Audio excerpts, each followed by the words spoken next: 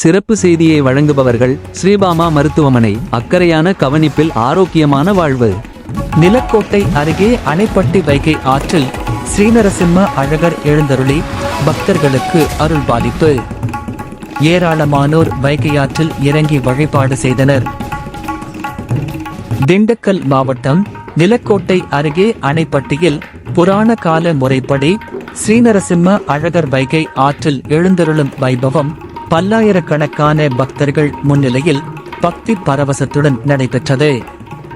மாலைப்பட்டி கிராமத்தில் இருந்து புறப்பட்ட ஸ்ரீநரசிம்ம அழகர் சுவாமி வழிநெடுகிலும் உள்ள அணைப்பட்டி, பிள்ளையார் நத்தம், சிறுநாயக்கன்பட்டி, மல்லியம்பட்டி ஆகிய கிராமங்களில் எழுந்தருளி பக்தர்களுக்கு அருள் பாலித்தார். அந்தந்த கிராம மக்கள் சுவாமிக்கு சிறப்பான வரவேற்பு அளித்து பூஜைகள் செய்து வழிபட்டனர். அதனைத் தொடர்ந்து ஸ்ரீநரசிம்ம அழகர் பிரசித்தி பெற்ற புராண கால அணைப்பட்டி ஆஞ்சநேயர் கோவிலை வந்தடைந்தார். அங்கு பக்தர்கள் திரளாக கூடி சுவாமியை தரிசனம் செய்தனர். பின்னர் அணைப்பட்டி வைகை ஆற்றில் ஸ்ரீநரசிம்ம அழகர் எழுந்தருளும் முக்கிய வைபவம் நடைபெற்றது. பக்தர்கள் கோவிந்தா கோவிந்தா என்ற பக்தி முழக்கங்களை விண்ணதிர எழுப்பியவாறு ஆற்றில் இறங்கி ஸ்ரீநரசிம்ம அழகருக்கு தண்ணீர் பீச்சி அடித்து உற்சாகமாக வரவேற்றனர். இந்த கண்கொள்ளா காட்சியை காண சுற்றுவட்டார கிராமங்களில் இருந்து ஏராளமான பக்தர்கள் வந்திருந்தனர். அதனைத் தொடர்ந்து மிகவும் பழமையான புராண கால ஆஞ்சநேயர் கோவிலில் ஸ்ரீநரசிம்ம அழகருக்கும் ஸ்ரீஆஞ்சநேயருக்கும் எதிர் சேவை அபிஷேக ஆராதனை நடைபெற்றது. இரு சுவாமிகளும் ஒருவரை ஒருவர் எதிர்கொண்டு எழுந்தருளிய இந்த வைபவம் பக்தர்களை மெய்சிலிருக்க வைத்தது.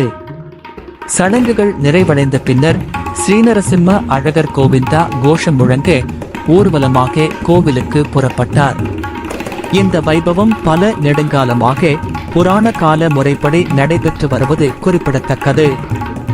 இந்த ஆண்டு நடைபெற்ற வைபவத்திலும் திரளான பக்தர்கள் கலந்து கொண்டு சுவாமி தரிசனம் செய்து அருள் பெற்றனர். விழா ஏற்பாடுகளை கோவில் நிர்வாகத்தினர் மற்றும் ஊர் பொதுமக்கள் சிறப்பாக செய்திருந்தனர்.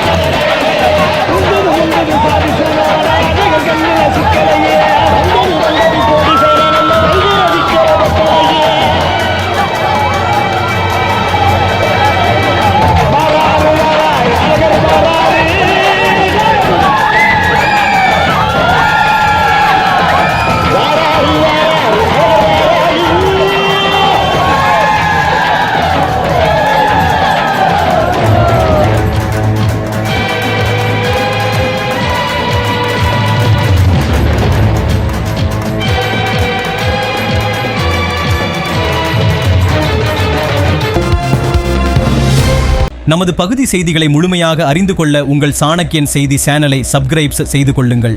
நன்றி.